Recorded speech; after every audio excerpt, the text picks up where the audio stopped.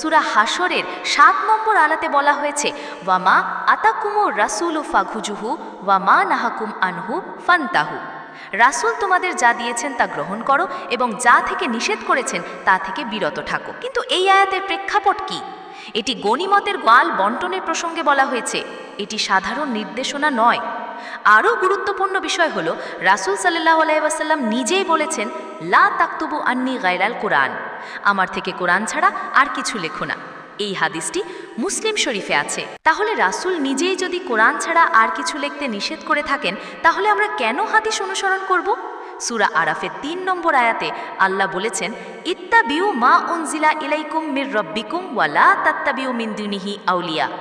তোমাদের প্রভুর পক্ষ থেকে যা নাজিল করা হয়েছে তার অনুসরণ করো এবং তিনি ছাড়া অন্য কোনো অভিভাবকের অনুসরণ করো না। এই আয়াত স্পষ্ট করে বলছে যে আমরা শুধুমাত্র আল্লাহর নাজিলকৃত বিষয়ের অনুসরণ করব। কোরআনের পূর্ণতা সম্পর্কে সূরা মায়েদা ৩ নম্বর আয়াতে বলা হয়েছে, আল ইয়াউমা আকমালতু লাকুম দীনাকুম ওয়া আতামামতু আলাইকুম নিয়ামাতি ওয়া রাদিতু লাকুমাল ইসলামা দীনা। আজ আমি তোমাদের জন্য তোমাদের দ্বীনকে পূর্ণ করলাম এবং তোমাদের উপর আমার নিয়ামত সম্পূর্ণ করলাম এবং ইসলামকে তোমাদের দ্বীন হিসাবে পছন্দ করলাম। যদি আল্লাহ দ্বীনকে পূর্ণ করে দিয়ে থাকেন, তাহলে এরপরে আর কোনো সংযোজনের প্রয়োজন কি? হাদিস কি দ্বীনের অংশ নয়? যদি হয়, তাহলে তা কোরআন নাজিলের পরে এলো কিভাবে? আর যদি না হয়, তাহলে আমরা কেন এর অনুসরণ করব? সূরা ইউনুসের ১৫ নম্বর আয়াতে আল্লাহ বলেছেন, কুল মা ইয়াকুনু লি আন উবাদ্দিলাহু মিন তিলকাই নাফসি ইন আত্তাবিউ ইল্লা মা ইউহা ইলাইয়া। বলো, আমার পক্ষে এটা সম্ভব নয় যে আমি নিজের পক্ষ থেকে এটা পরিবর্তন করি। আমি শুধুমাত্র সেটাই অনুসরণ করি যা আমার কাছে ওহী করা হয়। এই আয়াত থেকে স্পষ্ট যে রাসূল শুধুমাত্র ওহীর অনুসরণ করতেন। তাহলে প্রশ্ন হলো, হাদিস কি ওহী? যদি হয়, তাহলে তা কোরআনের মতো সংরক্ষিত কেন নয়?